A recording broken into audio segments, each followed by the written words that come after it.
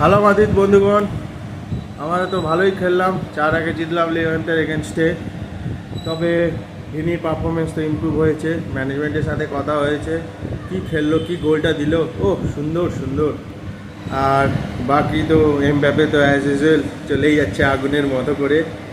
আর্দাগুলার ভালো পাসটা দিয়েছিল, লাস্ট পাসটা। আর সবথেকে ভালো জিনিস, মাস্তান তুনও বেশ সুন্দর গোলটা করেছে।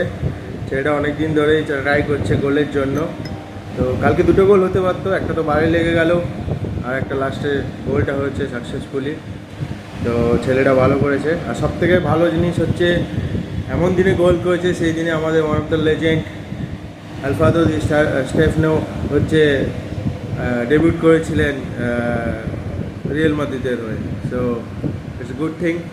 দেখা যাক কী হয়, কত দূর নেক্সট ম্যাচ আসে। আর কালকে ফরমেশন দেখে মনে হচ্ছিল একটু জাভি আলোনসো আমাদের একটু এক্সপেরিমেন্ট করেছেন, বাট ডিফেন্সিভ লাইনে মনে হচ্ছে একটু এক্সপেরিমেন্ট করেছেন।